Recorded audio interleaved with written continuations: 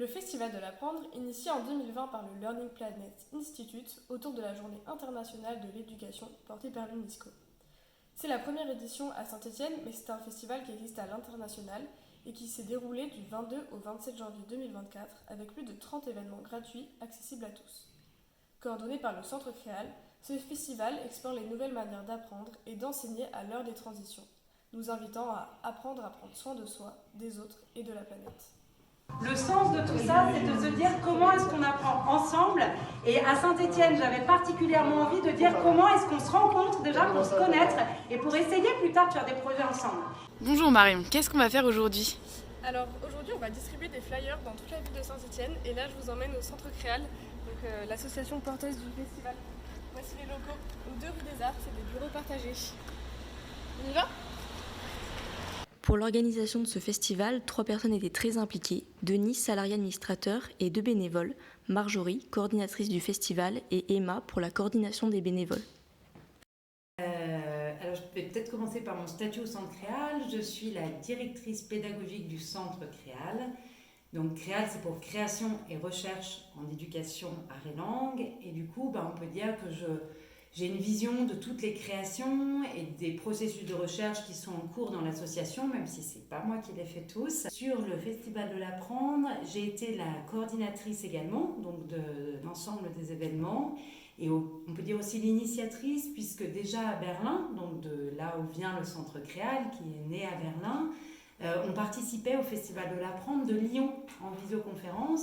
Et en fait, quand on est arrivé sur le territoire, le Learning Planet Institute et la Maison d'Apprendre à Lyon, donc le LPI à Paris et la Maison d'Apprendre à Lyon, nous ont dit « Marjorie Nadal, fais un festival, un territoire apprenant et donc un Festival de l'Apprendre à Saint-Étienne ». Et je me suis dit « Allez, on peut essayer de voir un peu qu'est-ce qui se passe, d'aller rencontrer les gens et de se dire qui a envie de proposer un peu ces façons d'apprendre au XXIe siècle le peut ». Mon statut au Centre Créal, c'est responsable administratif et médiateur artistique. Ce qui m'intéresse davantage, disons, c'est-à-dire des ateliers de pratique artistique et les formations autour de l'utilisation des méthodes théâtrales, en gros, dans l'apprentissage. Au sein du Festival de l'Apprendre, j'étais plutôt en charge de la coordination des bénévoles et logistique du festival. Aussi, vraiment privilégier le côté humain et en fait, on est tous et toutes bénévoles et l'idée, c'est pas non plus de s'épuiser à la tâche et de respecter les rythmes de chacun et chacune et les disponibilités de chacun et de chacune et de faire avec. Et voilà. Est-ce que tu pourrais un peu résumer le festival en 3 mots ? Oui, rencontre interdisciplinaire et pédagogie. Coopération, créativité et réseau.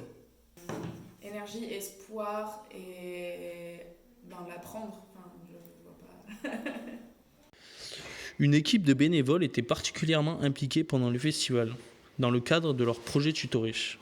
Marion, Mélodie, Laurine et Alérian, étudiants en économie sociale et solidaire à l'université Jean Monnet de Saint-Étienne. Nous allons d'ailleurs les rencontrer aujourd'hui pour qu'ils puissent nous présenter leur mission. Notre première mission était de la communication. C'était des tâches administratives sur le site du Festival de l'Apprendre et sur la plateforme Odoo. À la suite de ça, on a également distribué des flyers et des affiches dans plusieurs structures de Saint-Étienne pendant 2 après-midi consécutives. On a aussi participé à la préparation de la bourse du travail pour les événements publics du samedi matin. Et le samedi matin, on a tenu une buvette qu'on avait organisée nous-mêmes. Donc on avait préparé les gâteaux, listé le matériel nécessaire qu'il nous faudrait. Et surtout, on était présents à la buvette pour faire l'accueil des participants. Notre 5e mission consistait à sélectionner des photos pour réaliser une expo. Cette expo a été affichée à la Bourse du Travail lors de la journée grand public et lors de la soirée de clôture.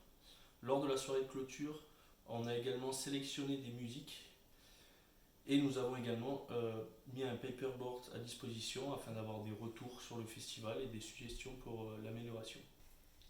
Nous avons également réalisé l'after-movie et le reportage. Donc pour cela, on a pris plusieurs vidéos tout au long du projet et on a monté les 2 projets.